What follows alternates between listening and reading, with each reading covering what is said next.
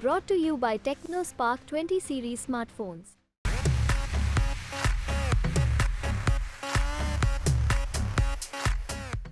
एक प्रचार अब चला है कि राहुल गांधी अमेठी छोड़कर भागकर, स्मृति ईरानी और बीजेपी के शब्द हैं, रायबरेली आ गए हैं। तो इसका मतलब है या प्रियंका गांधी चुनाव नहीं लड़ रही क्योंकि वो हार से डर रही है।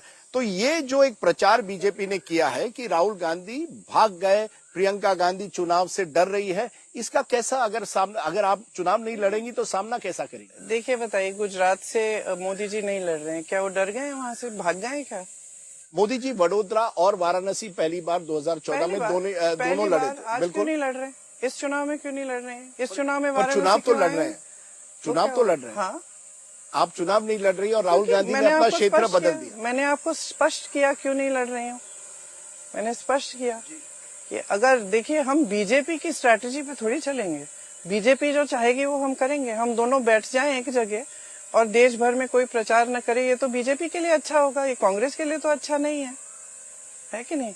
तो हम उनकी स्ट्रैटेजी पे चलें, ये तो मुझे उचित नहीं लगता बिल्कुल। भाई हम तो वो करेंगे ना जो हम सोचते हैं कि हमारे लिए, हमारी पार्टी के लिए अच्छा है। राहुल गांधी अमेठी छोड़कर रायबरेली, तो इसमें कौन सी बड़ी बात है? उनकी माँ का संसदीय क्षेत्र है ये, लेकिन और अमेठी छोड़ी थोड़ी है। अमेठी में किशोरीलाल शर्मा जी चुनाव लड़ रहे हैं, एक मजबूत प्रत्याशी हैं, जीतेंगे चुनाव। 40 सालों के लिए उन्होंने अमेठी की सेवा की है, गांव गांव जानते हैं, मेरे साथ कंधा से कंधा लगा के काम किया है। तो छोड़ा थोड़ी है अमेठी को। अमेठी और रायबरेली को हम कभी छोड़ ही नहीं सकते। अमेठी और रायबरेली हमारा रिश्ता ही अलग है इन दोनों क्षेत्रों के साथ। क्या रिश्ता है? क्योंकि आपने एक भाषण किया था अमेठी में, बड़ी भावुक हो गई थी। आपने अपने पिताजी की याद दिलाई लोगों को, आपकी यादें आपके पिताजी के साथ। ये जो भावुक रिश्ता है, क्या ये भावुक रिश्ते पर आप अमेठी और रायबरेली की राजनीति कर रही हैं? क्योंकि ये आपकी धारणा है, ये मीडिया और बीजेपी यही प्रचार करना चाहती है कि इस रिश्ते में सिर्फ भावनाएं हैं और सिर्फ एक क्या कहते हैं, जज्बातों का रिश्ता है। ये एक बहुत ही गहरा जज्बाती रिश्ता है, इसको मैं बिल्कुल नहीं नकारती। इसको हम पूरे परिवार, सारे परिवार के सदस्य इसको स्वीकारते हैं। हम सब जानते हैं, अमेठी की जनता भी जानती है। लेकिन हमने एक भी बार किसी और आधार पर वोट नहीं मांगा, सिर्फ अपने काम के आधार पर वोट मांगा है। जो काम अमेठी क्षेत्र और रायबरेली क्षेत्र में कांग्रेस पार्टी ने, सोनिया गांधी जी ने, राजीव गांधी जी ने, राहुल गांधी जी ने किया, मैं दावे के साथ कह सकती हूँ कि किसी और ने नहीं किया है। और जितना भी प्रचार ये करते हैं, पूरी जनता अमेठी की जानती है कि क्या अमेठी में किया गया हमारे कार्यकाल में और पिछले 5 सालों में क्या हुआ। इंटरेस्टिंग आप ये कह रही हैं, क्योंकि दो बातें इससे निकलती है। एक, स्मृति ईरानी और भाजपा कहती है कि देखिए, जितनी प्रगति अमेठी में पिछले 5 सालों में हुई है वो पिछले 50 साल में नहीं हुई। उनका कहना है कि ये पिछड़े इलाके हैं। रायबरेली देखिए, अमेठी देखिए, कंपेयर टू बारामती जहां शरद पवार ने बहुत काम किया है, या कमलनाथ ने छिंदवाड़ा, ये पिछड़े इलाके क्यों रह गए अगर ये इतनी बड़ी वीवीआईपी कंस्टिट्यूंसी थी? आपने वो गांव देखा है जिसे मोदी जी ने गोद लिया वाराणसी में? जी देखा है, उसकी क्या हालत है? तो देखिए, कहने के लिए तो ये लोग कुछ भी कह लेंगे।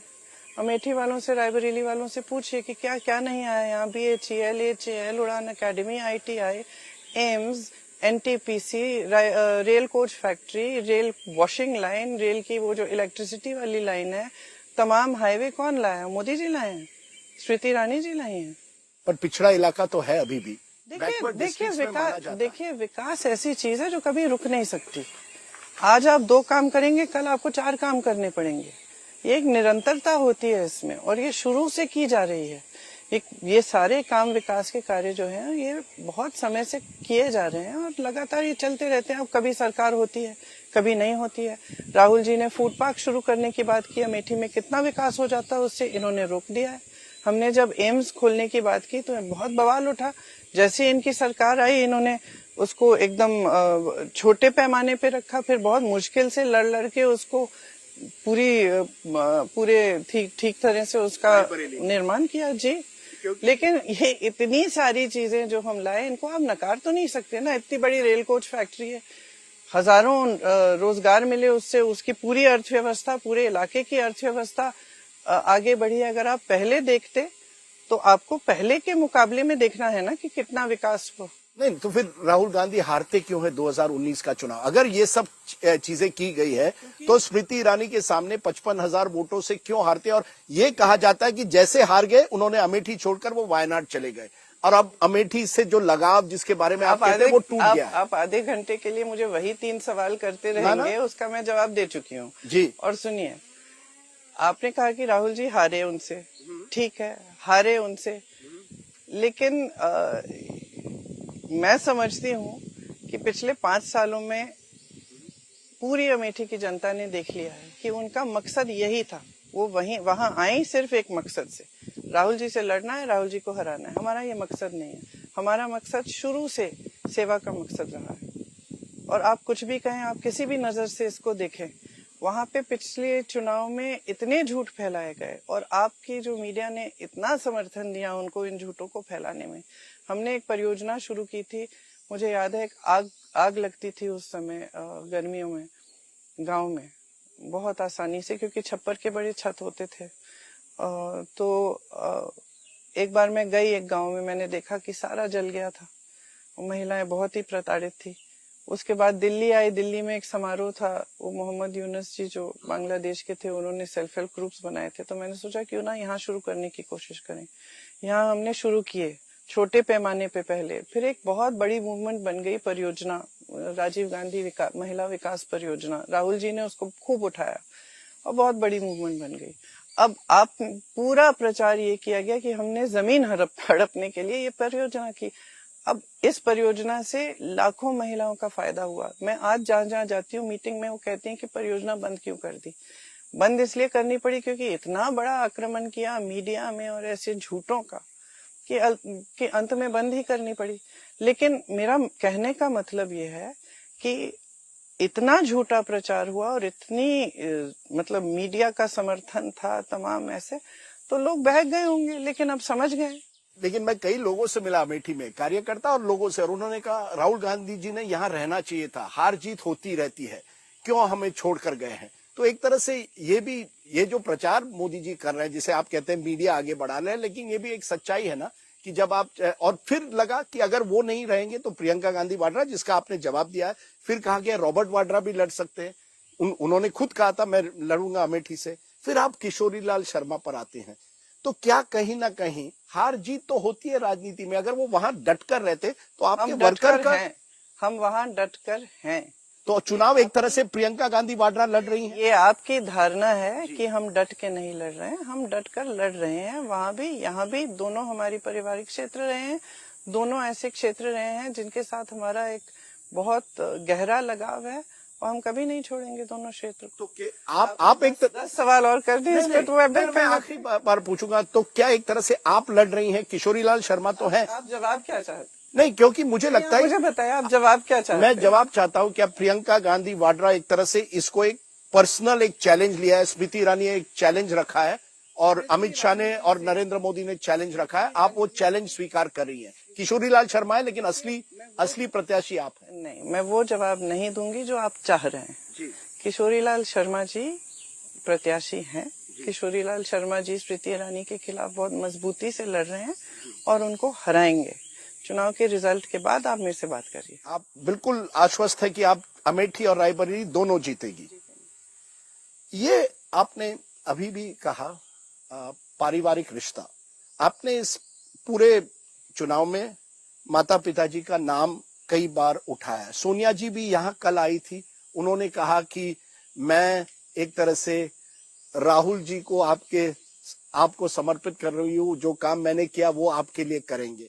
आपने कहा था मेरी माँ को विरासत में शहादत मिली, दौलत नहीं, एक भाषण में कहा था पिता को। आपने कहा सोनिया जी ने मंगलसूत्र देश के लिए एक तरह से अपना कुर्बान किया है।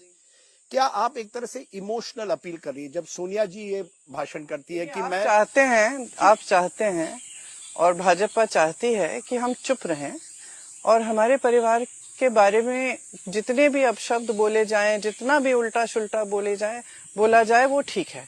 आप चाहते हैं कि आप हमारे शहीद पिता को देशद्रोही कहें, मेरी शहीद दादी जी को देशद्रोही कहें और हम चुप रहें। ये तो आपके फायदे की बात है। हम चुप क्यों रहे भाई? हमारे परिवार ने शहीद अगर देश के लिए कुर्बानी दी है तो क्या हमें शर्म आना चाहिए इस पे? मुझे तो बहुत गर्व है कि मेरी दादी जी 33 गोली खाई हैं इस देश के लिए। बहुत गर्व है कि मेरे पिताजी शहीद हुए हैं इस देश के लिए। मैं बोलूंगी, क्यों नहीं बोलूंगी? हम बोलते हैं तो आप कहते हैं इमोशनल पिच कर रहे हैं। मोदी जी रोते हैं खामखा किसी भी छोटी चीज के लिए, इंटरव्यू में वोटों को लेने के लिए, तो वो इमोशनल पिच नहीं है। हम तो सच्चाई कह रहे हैं। मैं तो 19 साल की उम्र में अपने पिता के टुकड़े लाई हूं घर, तो मैं क्यों ना बोलूं उसके बारे में? मैं चुप क्यों हूं? अगर मेरे पिता को आप देशद्रोही बोलेंगे कि पिताजी ने कानून बदले, इंदिरा जी की विरासत को बगैर टैक्स के लेने के लिए कानून बदले। क्या बकवास है ये? और आप झूठ पे झूठ फैलाए जाएं और हम चुप रहें, क्यों? तो जब सोनिया जी मुझे तो बहुत गर्व है अपने परिवार पर, और मुझे बिल्कुल कोई शर्मिंदा नहीं करेगा, खासतौर से बीजेपी के नेता। तो जब सोनिया जी कहती हैं, जैसे उन्होंने कहा रायबरेली में, कि मैं एक तरह से राहुल जी को आपके सामने सौंप रही हूँ, ये आप मेरा काम आगे रायबरेली के ये क्या एक तरह से फिर ये कहेंगे परिवारवाद की राजनीति है? अरे सुनिए, मैं गांव में जाती हूँ।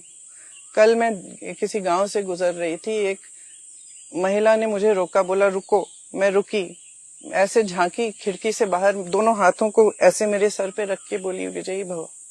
मुझे रोना है, क्योंकि ये रिश्ता है हमारा इनके साथ। ये रिश्ता आप नहीं समझ पाएंगे, और ये रिश्ता मोदी जी कभी नहीं समझ पाएंगे। जब हम संकट में रहे हैं, मैंने अपने भाषण में भी बोला, जब हम संकट में रहे हैं तो अमेठी और रायबरेली की जनता हमारे साथ खड़ी रही हमेशा, और ये हम बिल्कुल भूल नहीं सकते। जब आप एक राजनीतिक परिवार में, जहां परदादाओं से लेकर पुश्तों के लिए ये काम कर रहे हैं और सेवा कर रहे हैं, तो आपकी जो भावना होती है वो थोड़ी अलग होती है, वो बहुत गहरी भावना होती है। मैं समझा भी नहीं सकती। मुझे अनुचित लगता है कि मैं उस भावना का उल्लेख भी करूं, क्योंकि आपके समझ के बाहर है। और खासतौर से जो राजनीति को एक व्यापार की तरह देखते हैं और इस तरह से देखते हैं कि इसमें से हमें कुछ अपना स्वार्थ साधना है, वो ये समझ नहीं पाएंगे, और ये हमारी सच्ची भावना है। मैं इसलिए पूछ रहा हूँ प्रियंका जी, क्योंकि बीजेपी कहती है जमाना बदल गया है। अब लोग केवल गांधी नेहरू परिवार, ये 5 पीढ़ियां, मोतीलाल नेहरू से लेकर इसी रायबरेली में फिरोज गांधी 52 का चुनाव लड़े थे, उसके बाद इंदिरा जी लड़ी, तो सोनिया, वो कह रहे हैं जमाना बदल गया, केवल गांधी परिवार के नाम पर वोट नहीं देंगे, अब काम पर देंगे। तो काम पे वोट ही मांगिए। तो आप भैंसों के बल पे वोट क्यों मांग रहे हैं? आप मंगलसूत्र के बल पे वोट क्यों मांग रहे हैं? आप धर्म के वोट के बल पे वोट क्यों मांग रहे हैं? आप ध्रुवीकरण करके वोट क्यों लेना चाह रहे हैं? अगर काम पे मांग रहे हैं तो मोदी जी एक भी बार क्यों नहीं बता देते जनता को कि 10 सालों में काम क्या किया है?